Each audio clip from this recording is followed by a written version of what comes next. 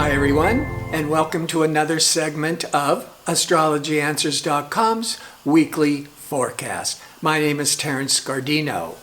Well, the week begins on Monday, April the 6th, and the first part of the day, the moon is still in Virgo.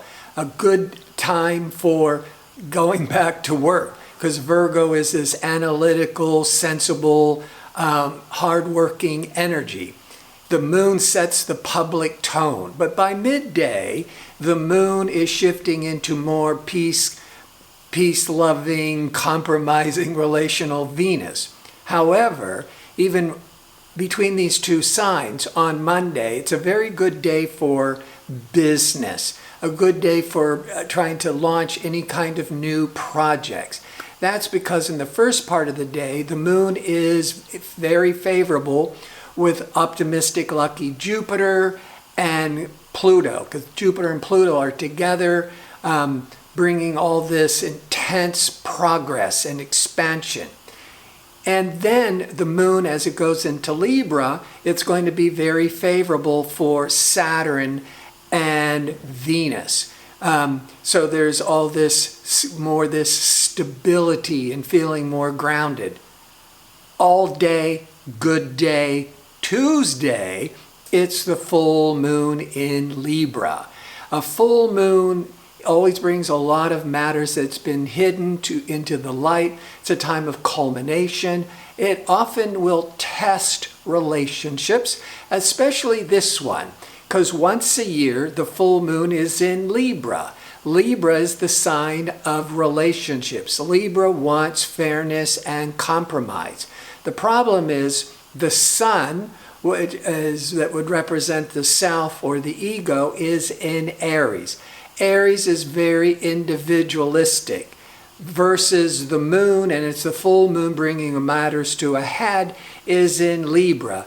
Libra wants all this fairness and union and togetherness, but that's the conflict, is how do you work with the relationship? This could also be negotiating business relationships, but with your best friend, your significant other, how do you make compromise? How do you get closer together without losing your sense of self? That's the rub. That's the sun in Aries. Now, also on this day, and the effects could linger for a few days with that full moon, Mercury, discerning communication Mercury, is favorable with Pluto. This is good for some really profound, deep discussions, to really get to the heart of the matter, to resolve any kind of conflicts.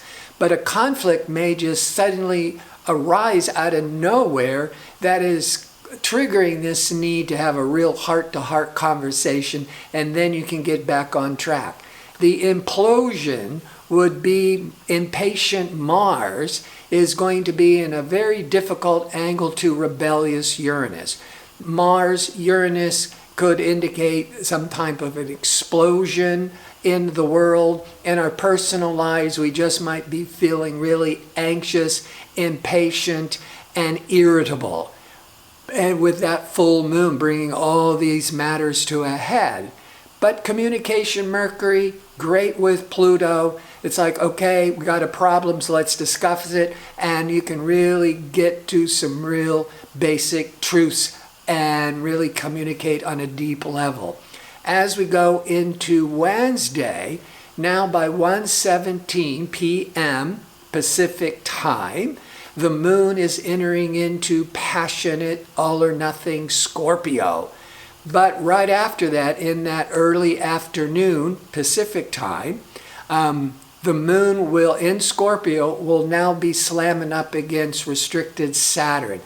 So that might even be that there could have, on the worst case scenario, there might be a blow up in a relationship on Tuesday, and by Wednesday afternoon, you could just be feeling really sad about it. But this could also be when you're ready to just throw yourself into working with the moon in Scorpio, but you could be exhausted from all the challenges of Saturn. Thursday, much better. The moon's in all or nothing intense Scorpio.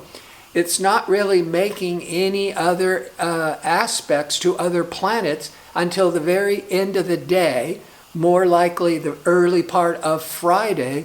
The moon is in harmony with Neptune. Moon Neptune is empathetic, it's healing, it's intuitive, it's just this really compassionate, loving energy.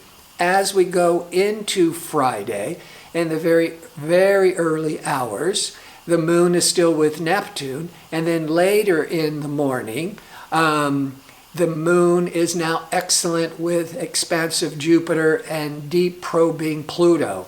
So it's that end of Thursday, maybe Thursday night, doing a lot of soul searching, reflecting, or some really heartfelt discussions, where by Friday, up until about 1:35 p.m.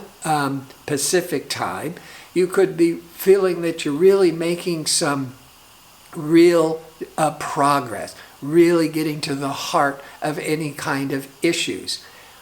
At 1:35 p.m. on Friday, Pacific time, the moon moves now out of this heavier, darker, intense Scorpio into optimistic Sagittarius through the weekend. Moon and Sag, we're adventurous, we want to go to parties, we want to socialize. And as soon as it goes into Sagittarius in the early afternoon, Pacific time, it's going to be in harmony with Saturn. So you can, good for business, good for even with your big exuberant plans of the moon and Sag, you're level-headed and practical with the Saturn. Also on Friday, Mercury, that has basically been in dreamy, escapist, confused Pisces since the beginning of February. That is because Mercury went retrograde in February to early March. Now finally, communication Mercury is moving into fiery, independent, courageous Aries for about 1 month. Mercury in Aries, a lot of quick thinking, independent thinking. And with that moon in fiery Sag, Aries is fire, a lot of inspiration, a lot of excitement, a lot of energy. Saturday, the moon continues in exuberant Sag all day long, but Mercury, communication Mercury, is now excellent with Saturn. Mercury-Saturn is good for business, good for studying, because Mercury is learning and reading and thinking, and Saturn helps concentrate the mind. Good for making business decisions. Mercury, Saturn, you're just feeling more mentally grounded and secure. Sunday, the moon continues in Sagittarius until 5:06 p.m. Pacific time. Then it goes into more pragmatic Capricorn, good for starting the next week, work week on that next day on Monday. But the moon is going to be void of course, which I've mentioned from time to time. That's when the moon will not be making any more aspects to other planets. And it's just kind of drifting along, not without much energy. That's from 4:46 a.m. Pacific time until 5:06 p.m. Pacific time. During that whole period, and it is Sunday, a day of rest for most people, and the moon is void of course, it's just stay the course, keep the routine, don't do anything important. A really good day for being by the self, for introspection, for attending your place of worship. If we can get out the door during these days. Now, before I sign off, I want to remind you I'm available for a 1-question offer for a nominal fee. You can find a direct link to order it in the description box below the video. The time of birth is always really important, and if you could put the birth information in with the question, it'll just make sure I have all the accurate information. I want to thank you for tuning in, and I hope to see you next week with my next segment. Until then, have a great week.